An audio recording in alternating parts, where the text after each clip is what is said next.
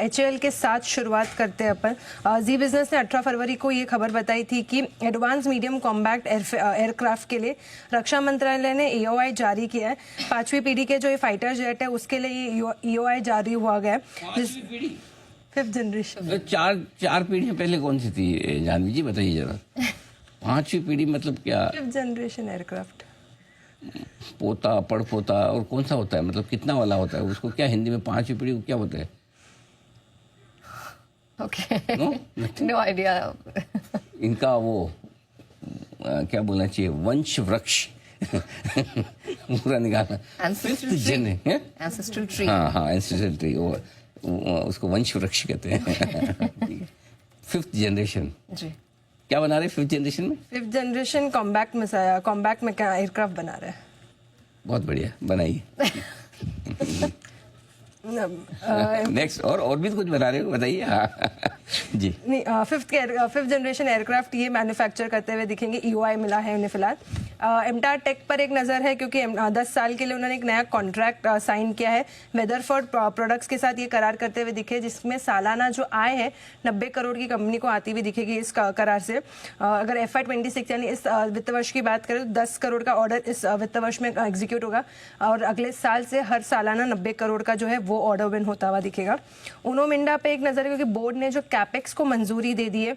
Casting division के लिए एक नई मैन्युफैक्चरिंग प्लांट लगाने के लिए बोर्ड से मंजूरी मिल चुकी है। जो पूरा कैपेक्स के लिए कंपनी करीबन 210 करोड़ रुपए का जो है वो एक निवेश करेगी। EV गाड़ियों के लिए जो कास्टिंग पार्ट्स है ये बनाती हुई दिखेगी पूरी मैन्युफैक्चरिंग फैसिलिटी में। KPI ग्रीन को सब्सिडरी है, उसे एक 16 प्रोजेक्ट के लिए ऑर्डर मिलता हुआ दिखा है।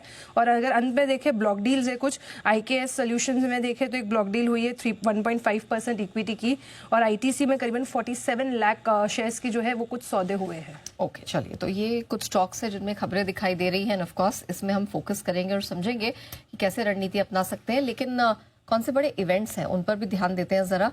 प्रियंका हमारे साथ जुड़ चुकी हैं। प्रियंका, गुड आफ्टरनून, बताएं। बिल्कुल, गुड आफ्टरनून नेहा। देखिए, आज तिरुमलाई कमिल इसकी भी बोर्ड बैठक होनी है। एक प्रेफरेंशियल बेसिस पे फंड रेज करने वाले हैं। ग्लोबल में आज US से तो कोई ट्रिगर नहीं होगा, वहाँ मार्केट बंद है, लेकिन बैंक ऑफ इंग्लैंड पॉलिसी पर जरूर नजर होगी। कल लास्ट डेट होगा नेस्ले और इंडसइंड बैंक का सेंसेक्स में, क्योंकि मंडे से कुछ चेंजेस हो रहे हैं जिसमें ट्रेंट और BL ये पार्ट होंगे सेंसेक्स का। ये फुटसी का जो क्वार्टरली रिव्यू है वो एप्लीकेबल हो जाएगा फ्राइडे की क्लोजिंग से ही। इथॉस का राइट्स इशू ओपन हो रहा है शुक्रवार को 20 जून से 3 जुलाई तक के लिए। प्राइमरी मार्केट से ओसवाल पंप्स की लिस्टिंग होगी। एरिस इंफ्रा का IPO क्लोज होगा और शुक्रवार एक्स डेट होगा कई सारे स्टॉक्स के लिए। फाइनल डिविडेंड के लिए Bajaj Auto, HDFC Life Insurance के लिए, PNB के लिए, Supreme Industries, Bank of India, Tata Power, Torrent Pharma, Inox Wind, इन सब के लिए शुक्रवार होगा एक्स डेट। इसके अलावा माफ कीजिएगा, आयोनॉक्स के लिए इसका मर्जर जो आयोनॉक्स विंड में होना था उसके जो 632 शेयर्स थे आयोनॉक्स विंड के, फॉर एवरी 10 शेयर्स हेल्ड, ये एक्चुअली लिस्ट होंगे। तो कल लिस्टिंग है ओसवाल पंप की? हाँ जी, कल लिस्टिंग होगी। कल लिस्टिंग है और एरिस का क्लोज होगा IPO। RBI के MPC के मिनट्स आएंगे शुक्रवार को और क्रिकेट के फ्रंट से इंडिया और इंग्लैंड का फर्स्ट टेस्ट मैच भी होगा शुक्रवार को। जापान का CPI डेटा, जापान का मॉनेटरी पॉलिसी मीटिंग के मिनट्स और UK का रिटेल सेल्स डेटा भी टैप पे होगा। और साथ ही सैटरडे को जो ग्रो है वो इंक्रीज कर रहा है अपना ब्रोकरेज चार्जेस, तो ये एक ट्रेडर्स के लिए एक इंपॉर्टेंट इन्फॉर्मेशन थी। ऑलराइट, चलिए, तो ये कुछ इवेंट्स हैं और खबरें हैं जिन पर हम फोकस करेंगे, लेकिन आइए फाइनल ट्रेड के मेहमानों की आप कह सकते हैं जो पैनल है वो रेडी हो चुका है। बंसल जी, कुणाल जी, सुमित बगड़िया, मेहुल कोठारी और वागले सर भी हमारे साथ शो में शामिल हो चुके हैं। और जैन साहब भी आ गए। देखिए हम पीछे से आए हैं, जैन साहब भी आ चुके हैं। आप सबका बहुत बहुत स्वागत है। जैन साहब, आज तो आपका तो मूड खराब होगा, आपके तो सारे आपके यूनिवर्स वाले तो बहुत ज्यादा पिटे हुए हैं। देखो मेहुल जी की मुस्कुराहट देखो, सुमित जी प्रसन्न हो रहे हैं कि आज देखिए जैन साहब के मिड कैप और स्मॉल कैप पिटे हुए हैं। अनिल जी, मुझे तो ऐसा लग रहा बाहर गया हुआ ही ठीक था। शांति थी, बट यहाँ आते एकदम वो झटके देने लग गया मार्केट। एंड ठीक है, मार्केट्स थोड़े नर्वस है। एक चीज थी, देखिए मैंने वहां से भी इवनिंग वाला शो किया था। हम भी सुबह से ढूंढ रहे थे। मैंने पूछा भी सुमित जी को कि क्या कारण हो सकता है इतनी कमजोरी का, इतना क्यों मिट के सो गया।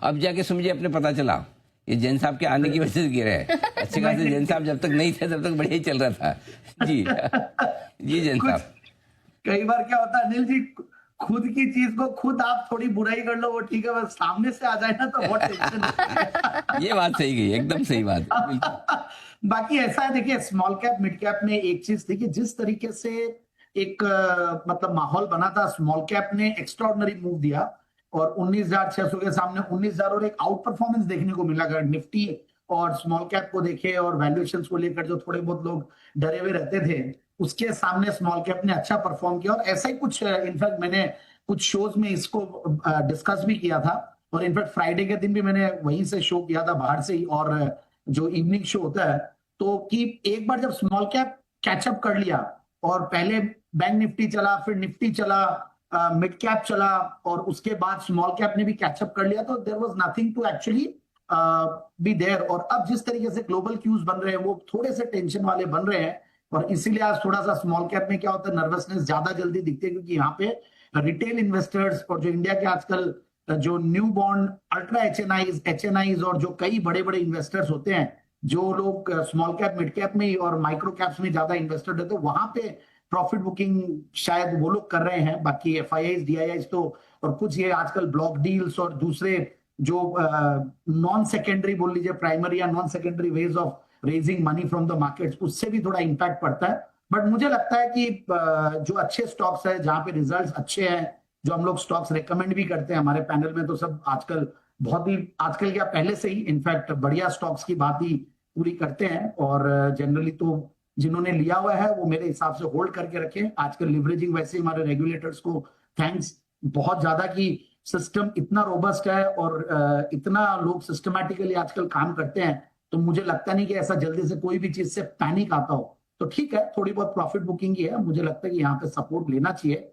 और ऐसा लेवल है कि आज यहाँ से स्मॉल कैप अगर वापस से कल अगर बंद होता है खराब तरीके से, तो फिर नर्वसनेस ज्यादा देखने को मिलेगी। But overall you are right, small cap mid cap आज ज्यादा सुस्ताए हुए हैं, ब्रॉडर मार्केट्स खराब तो छाई हुई है, लेकिन अगर आपके